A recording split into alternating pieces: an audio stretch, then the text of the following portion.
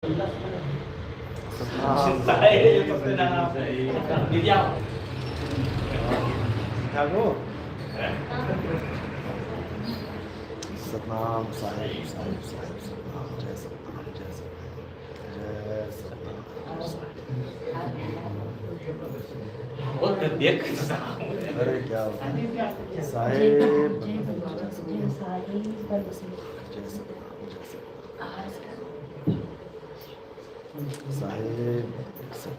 जय सतनाम जय सतनाम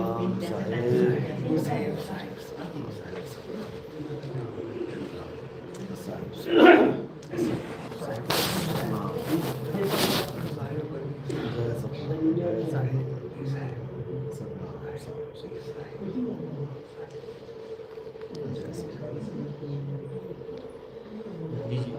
थोड़ा नीचे थोड़ा नीचे बहुत दूर चाहे थोड़ा नीचे सतनाम साहिब जय सतनाम जय जय सतनाम जय सतनाम साहिब साहिब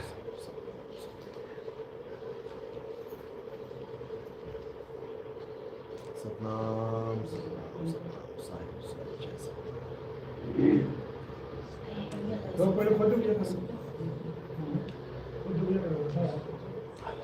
सतनाम जय सतनाम जय सतनाम जय सतनाम। और ठीक ठाक है आप साहिब जय सतनाम जय सतनाम हरे राम साहिब बिल्कुल कुछ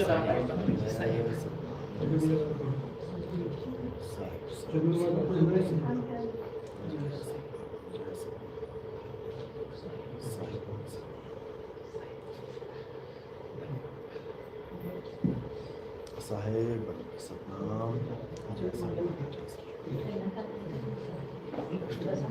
सतनाम सतनाम सतनाम सतनाम सतनाम साहिब जय सतनाम जय सतनाम जय सतनाम साहिब जय सतनाम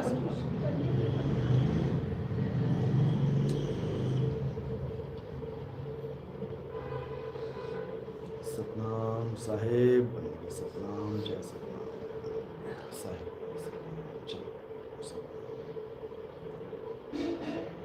साहिब बंदगी सतनाम जय सतनाम जय सतनाम जय सतनाम साहिब जय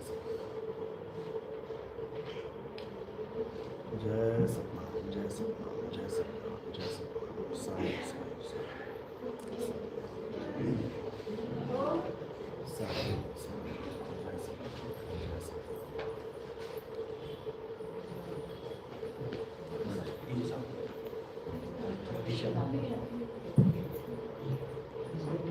कुछ हो गया है क्या बोलना बहुत कुछ हो गया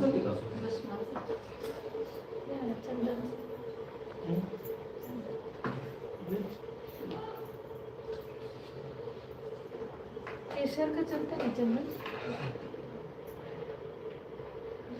सतनाम सतनाम जय सतनाम बस अंगूठे साफ कर लो अंगूठे से इसी खोलो पानी डालो अच्छे से सतनाम साहिब साहिब जय सतनाम चलो इसी में टच करवा दो साहिब नीचे करो जय सतनाम चलो चरणामत बन गया इसी के बाद सतनाम साहिब थोड़ी खोली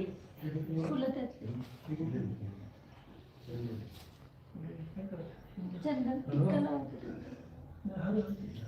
अच्छा मेरे लगाना है हल्का सा लगा दो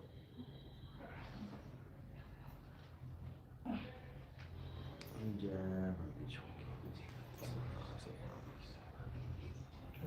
साहिब सतनाम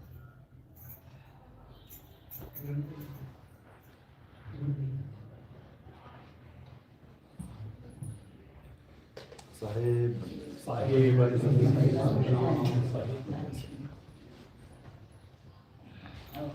साहिब सतनाम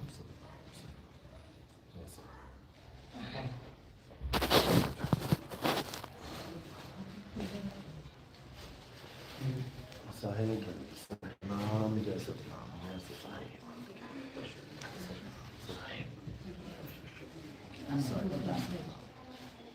जय सतनाम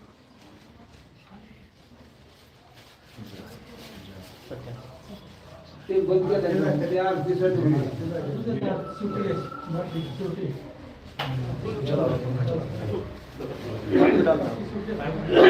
बाद में डालना, जब आरती होगी ना तब डालना, आरती होगी तब डालना, अभी रुक जाओ। हाँ अभी सत्संग करने से जल्दी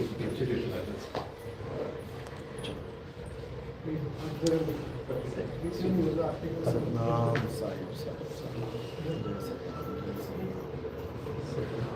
जय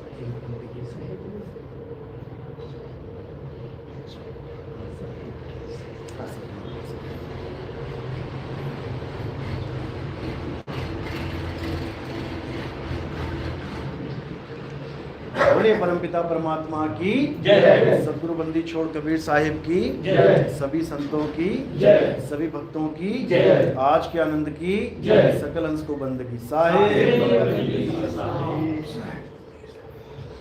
तो आज कोल्हापुर में परमात्मा की अपार कृपा से ये मूल ज्ञान का सत्संग निर्धारित किया गया, क्योंकि जब से इस दुनिया में हम आए हैं तब से ही इस दुनिया से निकलने का रास्ता ढूंढ रहे हैं।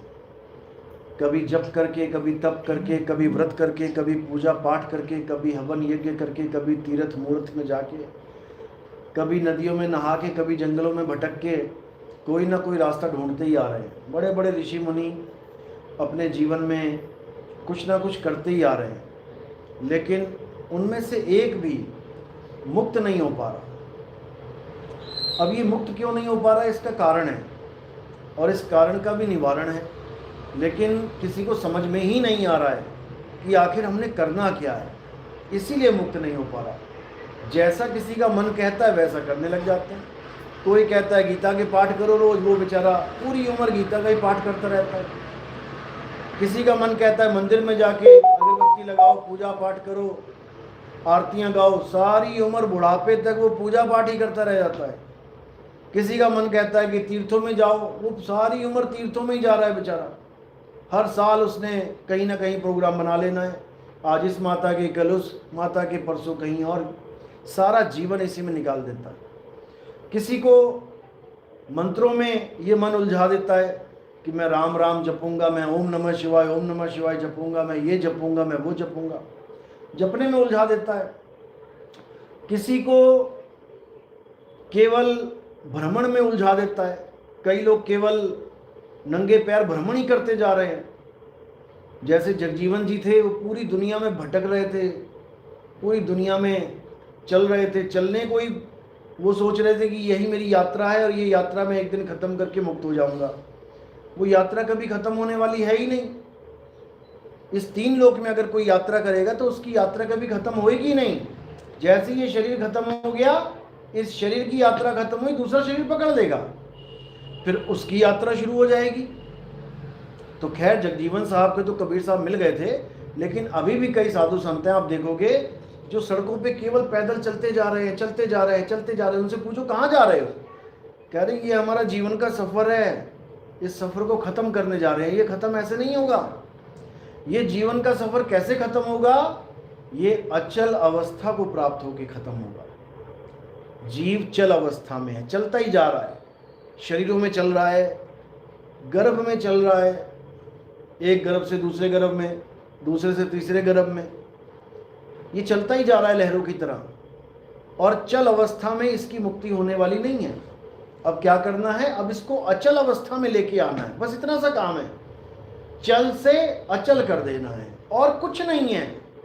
कोई कहे बहुत बड़े मंत्र जपने पड़ेंगे, बड़ी साधना करनी पड़ेगी, बड़ा तपस्या करनी पड़ेगी, शरीर को गलाना पड़ेगा, ऐसा करना वैसा कर, कुछ नहीं करना। बस तुम्हें इतना पता होना चाहिए कि चल अवस्था कहाँ है और अचल अवस्था कहाँ है, बस। और चक्की सबसे बड़ा उदाहरण है इसका। चक्की आप देखेंगे तो इसमें चल अवस्था और अचल अवस्था दोनों हैं। तो साहिब ने उसी में दोहा बोल दिया, चलती चक्की देख के दिया कबीरा रोए, दो पाटों के बीच में साबुत बचा ना कोई। कौन से दो पाट? अरे एक पाट धरती चले, एक चले आसमान, इन दोनों के बीच में पिस गया सकल जहान। अब पाट पाट सब कोई कहे, किल्ली कहे ना कोई, और जो किल्ली संग लाग रहा तो बाल ना बांका होए। अब समझा रहे हैं कि चक्की तो चली रही है, युगों युगों से चल रही है, चलती जाएगी, ये रुकने वाली नहीं है। बताओ कौन से युग में मौत नहीं होती थी? सतयुग में मौतें हुई, त्रेता में हुई, द्वापर में, कलयुग में ही मौतें हुई, होती जाएंगी। ये खत्म होने वाला काम नहीं है, क्योंकि जो घड़ा बनेगा वो फूटेगा। ये घड़े हैं सब, मिट्टी के भांडे हैं, ये फूटेंगे एक दिन। तो चल अवस्था में, चक्की में सब चल रहे हैं। अब चक्की में ही एक कील है जो अचल अवस्था में है, वो नहीं चलती। वो चक्की की कील अचल है। अब वो अचल क्या करेगी? जो दाना उस अचल के पास पहुंच जाएगा, वो चक्की सारी उम्र चलती रहे, सारी युगों युग चलती रहे, वो दाने को पीस नहीं सकती। बस यही है और कुछ नहीं है। कहते बुलिया रबदा की पाना, एथो पुटना एथे लाना। बुल्ले शाह कहते गुरुजी मैं परमात्मा को पाना चाहता हूँ, अल्लाह को पाना चाहता हूँ। अल्लाह को क्या पाना है? वो जीरी चावल बो रहे थे, कह रहे इधरों पटना उठे लाना, इधर से उखाड़ा इधर लगा दिया, मिल गया अल्लाह। उसमें क्या है? कौन सी नमाजें, कौन से मस्जिदें, कौन से रोजे? तो क्या करना है? अचल से हटा के, अचल से हटा के अचल में लगा देना है, और कुछ नहीं करना है। यानी चल में क्या आता है? ये सारी संसार, ये सारी सृष्टि, ये सारी काया चल में आती है, चल रही है। सूरज चल रहा है, तारे चल रहे हैं, पूरी गैलेक्सी घूम रही है, सब कुछ चल रहा है। अचल क्या है? हे अर्जुन, आत्मा अचल है। आत्मा कभी नहीं चलती, आत्मा अखंड है, स्थिर है। और जो इस आत्मा में लीन हो जाएगा, जो इस आत्मा में तृप्त हो जाएगा, जो इस आत्मा में संतुष्ट हो जाएगा, जो इस आत्मा में रम जाएगा, वो भी अचल हो जाएगा। गरीबदास जी ने बोला वाणी में, सतगुरु के लक्षण कहूं, अचल विहंगम चाल। कह रहे कुछ भी नहीं करना, चिड़िया की तरह इधर से उड़े और सीधे उधर पहुंच जाओ। यानी चल अवस्था से हटे, सीधे अचल हो जाना है, कुछ नहीं करना। चाहे तुम्हें कोई गोली मार दे तब भी तुम्हारा कुछ नहीं बिगड़ने वाला। क्यों? क्योंकि तुम चल से हटाओगे ध्यान, अचल में लगा लोगे, और एक माइक्रो सेकंड में तुम कहीं से कहीं पहुंच जाओगे। कहते हैं जितनी मन की गति है उससे करोड़ गुना तेज सूरत की गति है, लेकिन ये अपने आप को भूली बैठी है। इसको अपनी गति का पता ही नहीं है, इसको अपनी विहंगम चाल ही भूली बैठी है, इसीलिए पकड़ी जाती है। तोता एक शिकारी नहीं पकड़ सकता। कैसे पकड़ेगा? जब तोता मिर्ची को पकड़ेगा। बंदर को एक शिकारी नहीं पकड़ सकता। बंदर को कैसे पकड़ेगा? जब बंदर चना को पकड़ेगा। सूरत को ये काल नहीं पकड़ सकता। कैसे पकड़ेगा? जब ये सूरत शरीर को पकड़ेगी तो पकड़ा गया।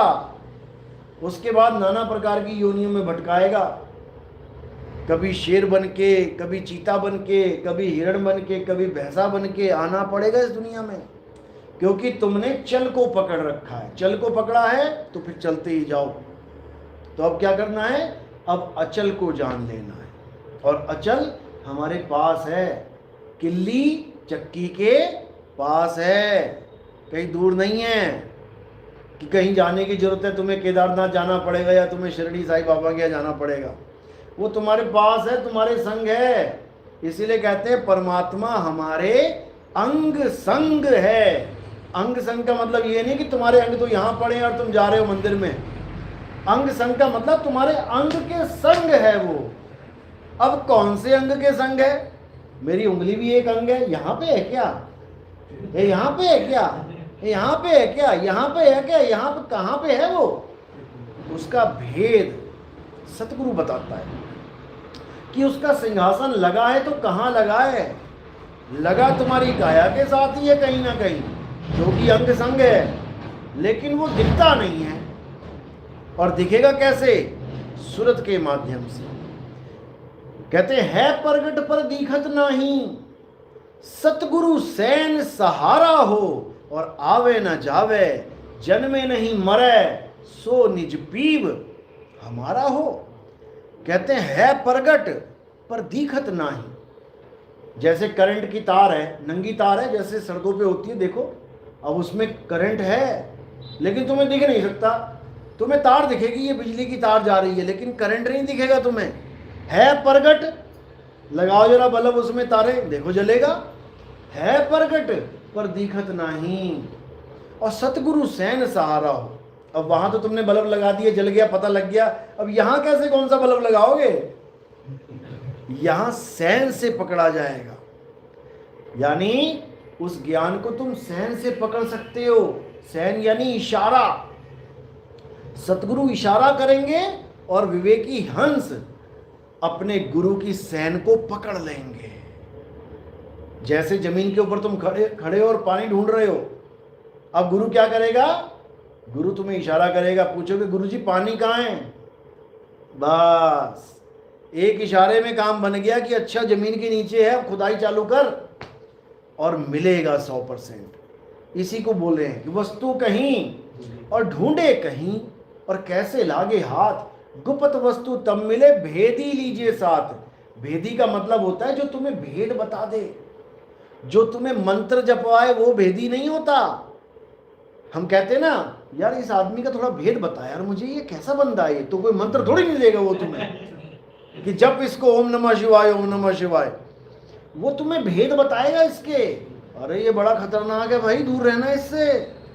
अरे ये बड़ा अच्छा आदमी है, इससे हमेशा मेल जोल बना के रखना, बड़ा काम का आदमी है। अब तुम्हें भेद पता लग गया उसका कि इसके साथ मैंने मेल जोल रखना है, उसके साथ मैंने दूर रहना है। यही भेद है। तो कहते हैं भेदी लीजिए साथ, भेदी लीना साथ में और दीनी वस्तु लखाए। भेदी को पता है वस्तु कहाँ पड़ी है, वो तुम्हें सैन से बता देगा बेटा यहाँ है वो वस्तु और यही ध्यान रख अपना। तब तू चल यानी काया से हटके अचल यानी परमात्मा में स्थिर हो जाएगा। कहीं दूर जाने की जरूरत नहीं है, बस इतना सा खेल है, चल से अचल हो जाना, हो गई मुक्ति, और कुछ नहीं चाहिए। इसी को बोला है शब्द विहंगम चाल हमारी, यानी कि ध्यान भी कैसे करना है? विहंगम चाल से। ऐसे नहीं कि कोई कहे पहले 4 साल नाभि पे ध्यान लगा, फिर 5 साल हृदय पे ध्यान लगा, फिर कंठ पे ध्यान लगा, फिर आजा यहाँ पर, फिर आजा वहां पर। ये ध्यान नहीं है, ये विहंगम चाल नहीं है, मारे जाओगे, पकड़े जाओगे। कहते शब्द विहंगम चाल हमारी और कहे कबीर सतगुर दे तारी और खुले कपाट। शब्द झनकारी और पिंड यंड के पार, सो देश हमारा है और कर नैनो दीदार महल में प्यारा है। बिल्कुल इशारे इशारे में सारी कहानी सुलझा दी। कहते पहले तो विहंगम चाल समझ लो क्या है। विहंगम चाल है अपनी काया से ध्यान हटा के विदेह का ध्यान करना, यानी अचल का ध्यान करना, इस चल काया से अपना ध्यान हटा के। ये हो गया विहंगम चाल। शब्द विहंगम चाल हमारी कहें कबीर सतगुरुदेव ताली। ताली कहाँ लगाते हैं? ताले में। ताला कहाँ लगाते हैं? दरवाजे में। इसका मतलब परमात्मा दरवाजे के ही पास है। अब ये नहीं कि उंगली के पास है कि घुटने के पास है, कि अब दरवाजे के पास है। अब दरवाजे ढूंढो तुम अपने अपने, कहाँ कहाँ पे हैं दरवाजे। अब उसी एक दरवाजा जो गुप्त दरवाजा है, ये उसी की बात चल रही है। कहते हैं कहें कबीर सतगुरुदेव तारी खुले कपाट। अब दरवाजा खुलेगा। दरवाजा कौन सा खुलेगा? जो बंद हो वही तो खुलेगा। जो पहले से खुला है वो क्या खुलेगा? तो जो खुला हुआ है वहां पे ध्यान नहीं लगाना, और जो बंद है वो खुलेगा। तो खुले कपाट तो क्या दिखेगा आगे? कोई आदमी खड़ा दिखेगा दाढ़ी मूंछों वाला? बिल्कुल नहीं। खुले कपाट शब्द झनकारी। ये शब्द है, यही है गुरु हमारा। कहते जग मर्यादा कारणे गुरु किया रामानंद। अरे शब्द हमारा गुरु है और सदा हमारे संग, वो सदा हमारे संग है। बस उस दरवाजे का हमें ज्ञान नहीं मिल पा रहा है। कोई कहीं घुसा दे रहा है दरवाजे में, कोई किसी दरवाजे में घुसा दे रहा है, और जो असली दरवाजा है उस गुप्त दरवाजे को कोई भेद नहीं बता रहा। तो यही साहिब समझा रहे हैं कि 10वां द्वारा गुप्त है, अरे ब्रह्मरंध्र है ठौर, तहवा सुरती लिप्त करो और देह तजो फिर और। बिल्कुल इशारा, सब साफ इशारे। बिल्कुल खत्म ही कर दिया सारा काम काल भगवान का। लेकिन फिर भी कोई ना समझे तो उससे बेकार किस्मत इस दुनिया में किसी की नहीं है। इतना साहिब ने इतने इशारे किए लेकिन समझने वाला समझ ही नहीं पाया। कहते इतना समझाया इस जीव को, इतना समझाया जीव को कि लेकिन इसका कल्याण बिना विवेक के हो ही नहीं पा रहा है। इसलिए साहिब ने कहा विवेक जगाओ, विवेकी बनो। पहले तो गुरु विवेकी बनाओ। केवल गुरु धारण करने से मुक्ति नहीं होती है, पहले तुम्हें विवेकी गुरु चाहिए जो सत्य और असत्य का निर्णय करे, जो चल और अचल में निर्णय करे। अब तुम्हें सांसों के साथ जोड़ दिया किसी ने, सोहंग जपो ओहंग सो। अरे भाई सांस तो चल रही है, जो चलने के चलती वस्तु के साथ जुड़ेगा वो अचल कैसे होगा? तुम ऐसे झूले में बैठ गए, जो झूला चल रहा है, तुम अचल कैसे हो जाओगे? नहीं हो सकते। इसीलिए साहिब ने सबसे पहले भेदी गुरु की यानी कि विवेकी गुरु की बात करी। कहते हैं गुरु मेरे सभी बड़े अपनी अपनी ठौर और शब्द विवेकी पारखी। गुरु मेरे सभी बड़े अपनी अपनी ठौर, शब्द विवेकी पारखी, सो माथे का मोर। सबसे पहले तो ये समझ लो कि गुरु विवेकी होना चाहिए। कोई कहे कि जी हमने कोई गुरु धारण कर लिया जी, अब चाहे वो नरक में ले जाए हम नहीं छोड़ते, तो 100% नरक नहीं जाओगे। तो 100% नरक में जाओगे। अरे तुमने गुरु बनाया था नरक में जाने के लिए, इससे अच्छा ना भी बनाते तभी चले आते नरक में। गुरु सहित चला बढ़िया। हाँ, कई लोग कहते हैं, डायलॉग मारते हैं पक्का दिखाने के लिए कि मैं तो इतना पक्का हूं कि मेरा गुरु नरक में चला गया तो मैं भी चला जाऊंगा। भाई वो बिना तेरे भी जाएगा और तू बिना उसके भी जाएगा, दोनों जाएंगे। गुरु और चेला रिश्ता है नरक से निकलने का, नरक में डालने का नहीं। तो साहिब यही समझा रहे हैं कि गुरु किया है देह का और सतगुरु चीना नाही, भव सागर के जाल में फिर गोता काहीं। कहते हैं गुरु किया है देह का। गुरु जी कहाँ है? ये गुरु जी हैं हमारे, फोटो लटकी पड़ी है। गुरु जी लटके पड़े, तुम्हें भी लटका देंगे। ये जो लटके पड़े गुरु जी नहीं है, ये मिट्टी का पुतला है, उसकी फोटो खींच के लगा दी है। गुरु कौन है? गुरु शब्द है, शब्द गुरु है। और जब तक शब्द गुरु को नहीं जान लिया तब तक तुम लाखों गुरु बना लो, तुम्हारा कभी कल्याण नहीं हो सकता। क्योंकि तुम चमड़े को ही गुरु मान के बैठ गए, तुम मिट्टी के भांडे को गुरु मान के बैठ गए, और फूटेगा दबेगा मिट्टी में तो जहां गुरु गया वहां चेला जाएगा। गुरु मरा तो चेला मरेगा। लाश लेके जा रहे हैं 4 लोग, कौन मर गया? अरे गुरु जी मर गए।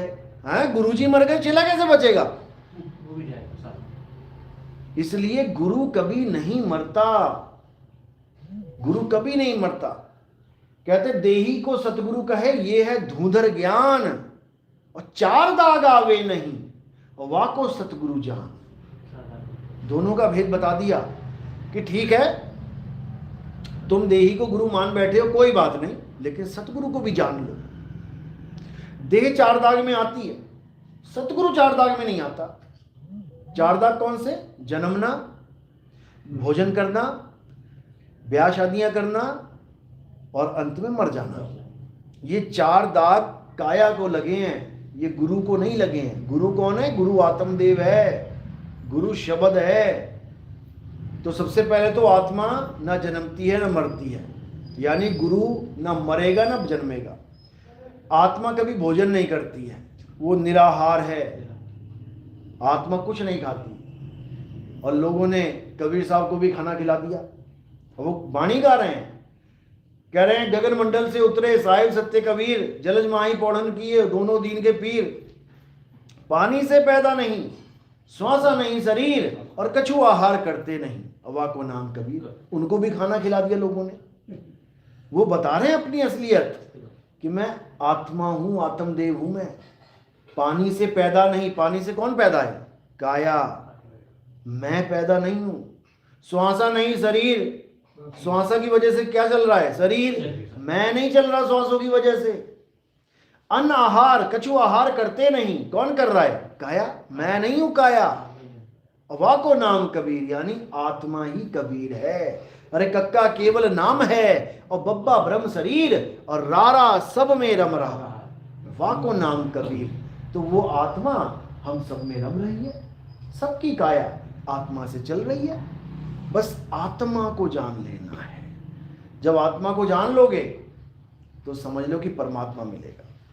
खुद में आओगे तो खुदा मिलेगा, आत्मा में आओगे तो परमात्मा मिलेगा। इसलिए गुरु ग्रंथ साहब में बिल्कुल क्लियर लिख दिया कि आत्म में राम और राम में आत्म। जिस दिन तुमने आत्मा में राम खोज लिया उस दिन राम में ही आत्मा मिलेगी तुम्हें। यानी गंगा नदी जिस दिन समुद्र में चली गई तो समुद्र में गंगा और गंगा में ही समुद्र आ गया, दोनों एक हो गए। अब उसको कोई अलग नहीं कर सकता। तो जहां मालिक का सिंहासन लगा है उस दरवाजे के बाहर बस तुमने वहां अपनी सूरत को पहुंचाना है। काया यहीं पड़ी रह जाएगी मिट्टी और सूरत वहां पहुंच जाएगी। तो कह रहे हैं अब तो जाए चढ़े सिंहासन और मिले हैं सारंग पानी, राम कबीरा एक भय है और कोई ना सके पहचान। कहते राम और कबीरा एक ऐसे हो जाएंगे कि फिर कोई उनको पहचान ही नहीं पाएगा कि किसको राम बोलूं किसको कबीर बोलूं। इसी प्रकार हमारी भी वही अवस्था हो जाएगी, किसको मैं श्याम बोलूं किसको मैं राम बोलूं किसको मैं क्या बोलूं, वो सब एक ही हो जाएंगे, वो शब्द रूप ही हो जाएंगे हम सब।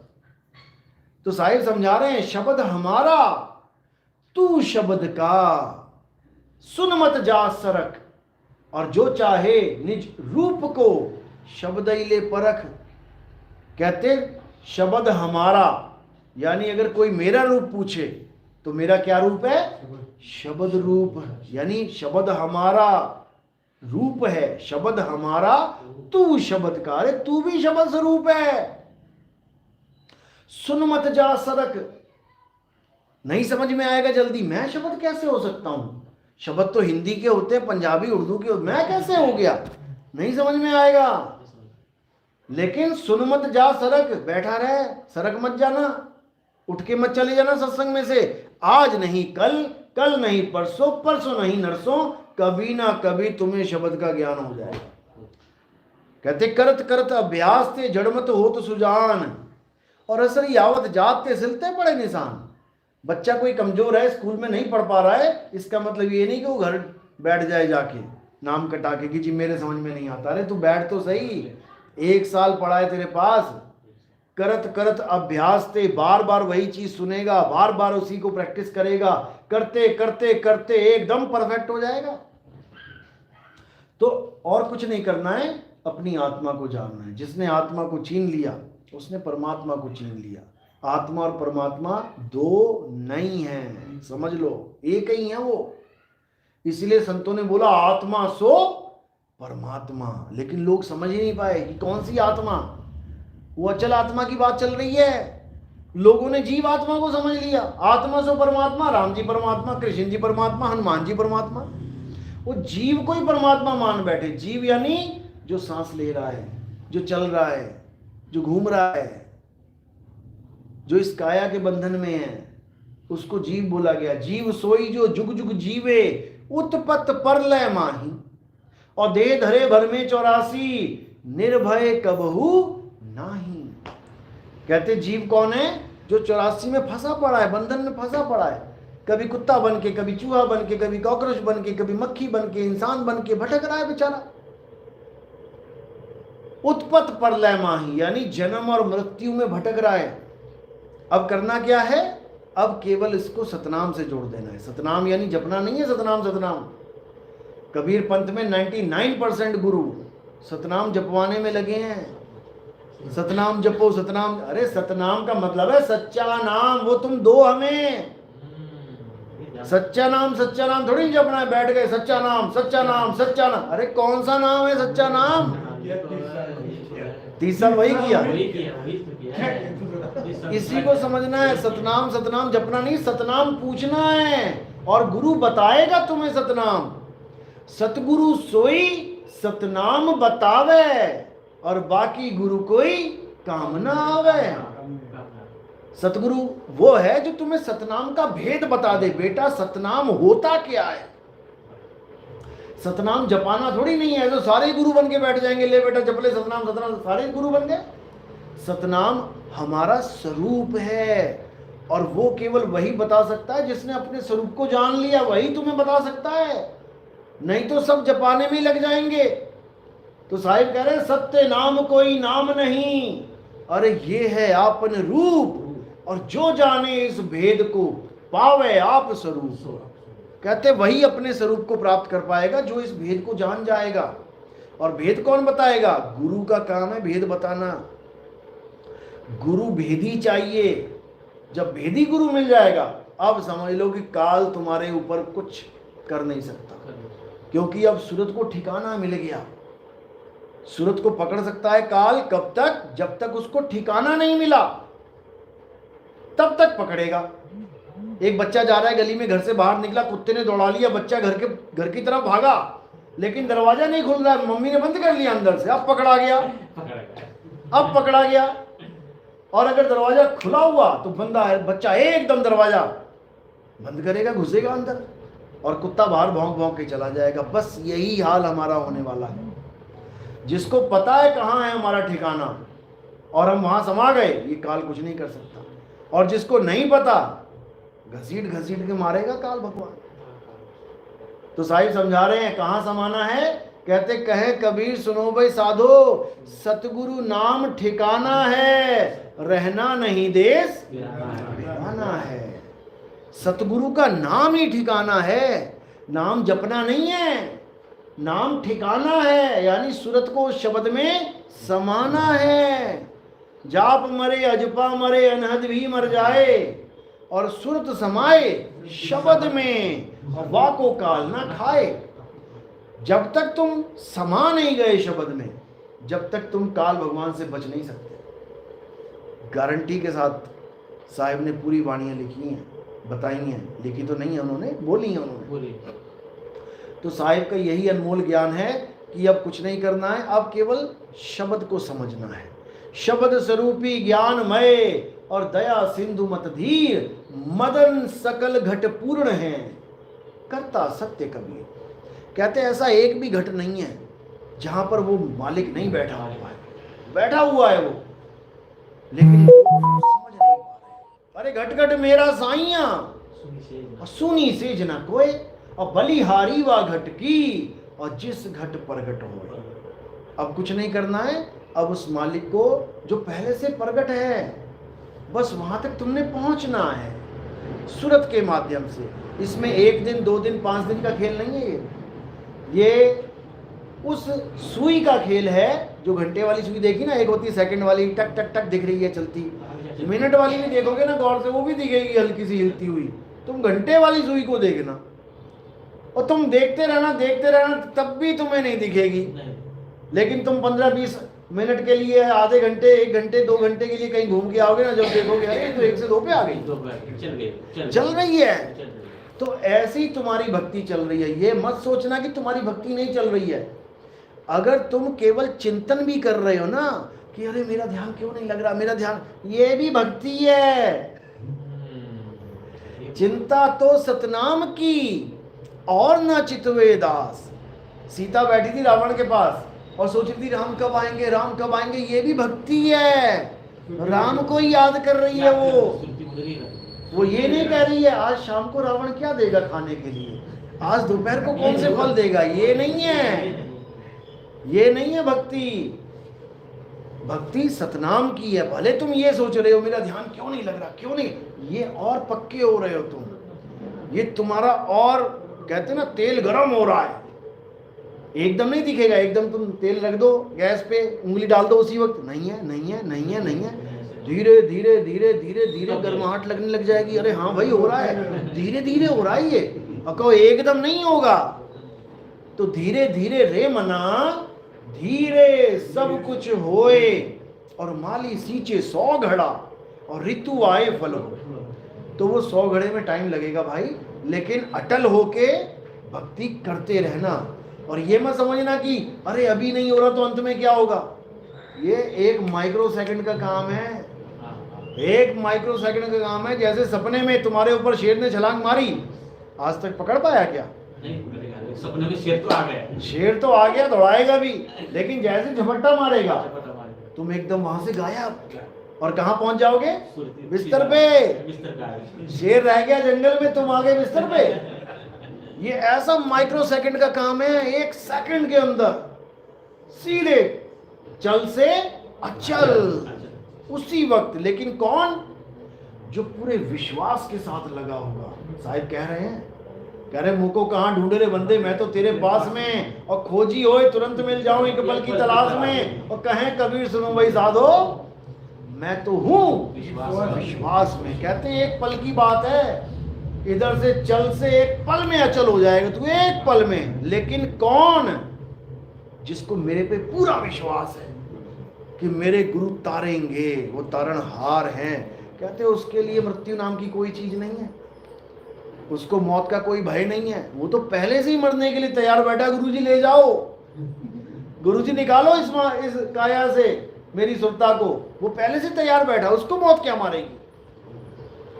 तो बात इतनी सी है। चलो आज का सत्संग यही समाप्त कर दें, आगे भी जाना है, 6 घंटे का सफर और है। चलो बोले सतगुरु बंदी छोड़ सतगुरु सत्य कबीर साहिब की जय। कोई नाम दीक्षा वाले भी हैं? प्रथम दीक्षा वाले कौन है? आज कंठी नहीं है, मैं कंठी बाद में भेज दूंगा, आप वैसी दीक्षा ले लो। क्या करना है देखो, सुबह उठते ही आपने क्या करना है, दोनों हाथों को जोड़ के जमीन पे लगा लो। बोलो साहेब, बोलो साहेब, दोनों हाथों को सिर पे रखो, बोलो बंदगी, दोनों हाथों को जोड़ के सतनाम। साहेब बंदगी सतनाम। ये आपने कब कब करनी है? सुबह उठ के, नहाने के बाद, खाने से पहले, सोने से पहले, 4 बार करनी है ये। सुबह उठ के, उठते ही बंदगी करनी है, याद करना मालिक को। सुबह उठ के, नहाने के बाद, खाने से पहले, सोने से पहले। दिनचर्या ऐसी होती है, सुबह उठते हैं, नहाते धोते हैं, खाना खाते हैं, रात में सो जाते हैं। तो सुबह उठ के और नहाने के बाद, खाने से और सोने से पहले बंदगी करनी है। ये हो गई बंदगी। नमस्कार। अब नाम क्या लेना है? शुरू शुरू में नाम दिए जाएंगे ताकि पुरानी जितनी भी भक्तियां जो भी आपने किया वो सबसे दिमाग आपका हट जाए। बोलो जय गुरु, जय बंदी छोड़, जय साहिब, सतनाम साहिब। जय गुरु, जय बंदी छोड़, जय साहिब, सतनाम साहिब। ये 5 नाम लिख लेना और इसको बार बार मन में जपना है।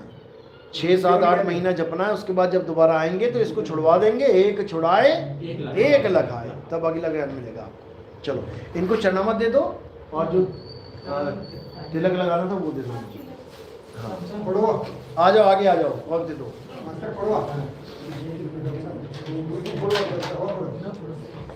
आ गया। ये चंदन उठाना यहाँ से, माचिस की तीली दो।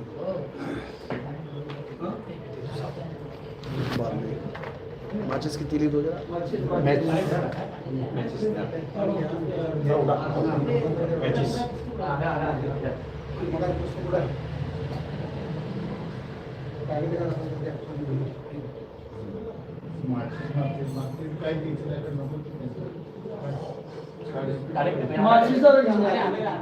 कोई बात नहीं।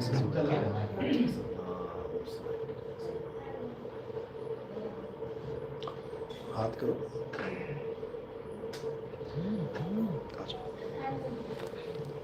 जय सतनाम, जय सतनाम, जय सतनाम। हाँ चढ़ावा दे दो इनको थोड़ा। हाथ करो। आप भी हो? वो बाद में, वो बाद में, पहले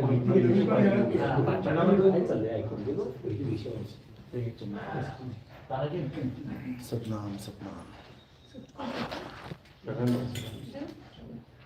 लो बांध सबको कुछ। ठीक है, जितना बताया उतना करना है, उसके बाद उससे भिक्षा मिलेगी। सतनाम।